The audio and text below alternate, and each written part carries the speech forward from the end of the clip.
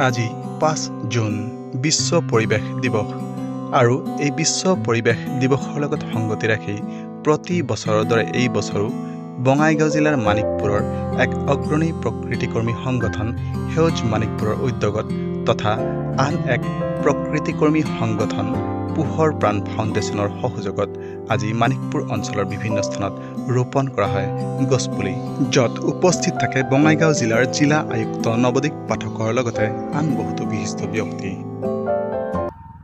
আজি 5 জুন বুলিয়ে নহয়, আমি প্ৰতি বছৰে বহাগৰ 1 তাৰিখৰ পৰা যেতিয়ালৈকে গছ ৰোৱাৰ এটা পৰিৱেশ থাকে প্ৰায় আগষ্টৰ শেষলৈকে আমি মানিকপুৰে প্ৰতি বছৰেই এনেদৰে গছপুলি ৰোপণ আৰু প্ৰতিপালন কৰি আহিছোঁ, যাতে আমাৰ পৃথিৱীখন সুন্দৰ হৈ থাকে।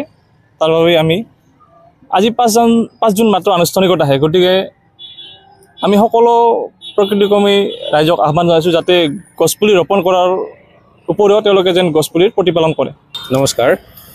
5 জুন তাৰিখটো বিশ্ব পৰিৱেশ দিৱস হিচাপত লৈছে। আজি চাওক, আজি মানিকপুৰৰ যিখিনি যুৱচামে তেওঁলোকে 5 জুন বুলিয়ে নহয়, গছ ৰুইয়ে থাকে, মানে যেতিয়াই সময় পায় তেতিয়াই ৰুৱে। মোৰ কথা হ'ল কি, বিশ্ব মানে এটা ধুনীয়া পৰিৱেশ কৰাৰ কাৰণে গছৰ বহুত প্ৰয়োজন। এডাল গছ কাটে যদি কোনোবাই 100ডাল গছ ৰুৱক, এটা ধুনীয়া পৰিৱেশৰ সৃষ্টি কৰক। মই বিশেষ নকওঁ, আটাইকে মোৰ অনুৰোধ, ইয়াতে কোনো ৰাজনৈতিক পাৰ্টি বুলি কথা নাই, চবে গছ ৰোৱাৰ ব্যৱস্থা কৰক, অকল কাটিলে নহয়, এটা ধুনীয়া পৰিৱেশ বনাব লাগে। আজি আদাৰ কাণ্ট্ৰিবিলাকত, চাইনা কওক, ৰাছিয়া কওক বা অষ্ট্ৰেলিয়া কওক, এডাল গছ কাটিলে জেলত যাব লাগে, কিন্তু আমাৰ ইয়াতে দেখোঁ গছ কাটি যেনেকৈ তেনেকৈ গছ কাটে, ইয়াৰ কোনো ধৰণৰ একশ্যন দেখা নাপাওঁ।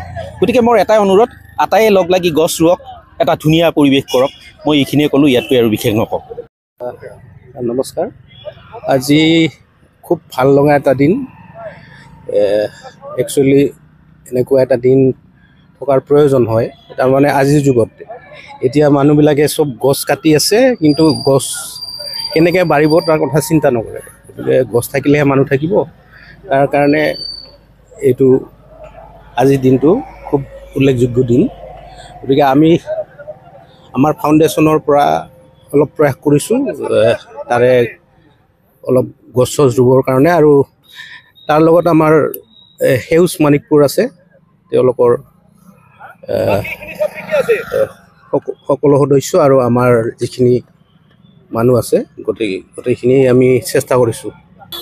আজি 5 জুন পৰিৱেশ দিৱস হিচাপে আমি পোহৰ প্ৰাণ ফাউণ্ডেশ্যন আৰু সেউজ মানিকপুৰে লগ লাগি মানিকপুৰত গছপুলি ৰোপণ কৰিছোঁ। আৰু আমাৰ এটাই ইচ্ছা, আমাৰ এটাই আশা যে মানিকপুৰত ডাঙৰ পাহাৰ বা কিবা বিশেষ বেলেগ নাই প্ৰাকৃতিকভাৱে।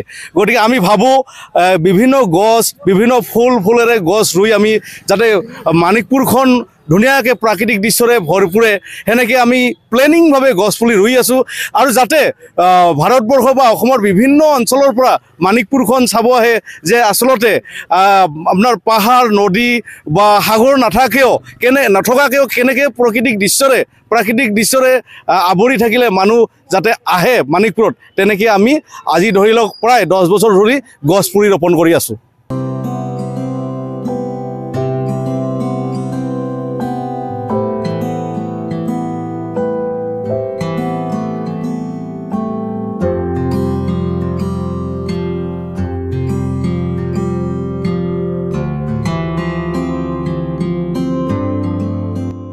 মানিকপুৰৰ পৰা ভৱেশ ৰাজনীশৰ সহযোগত উদয়ন নাথৰ ৰিপৰ্ট, নিউজ টাইম 3।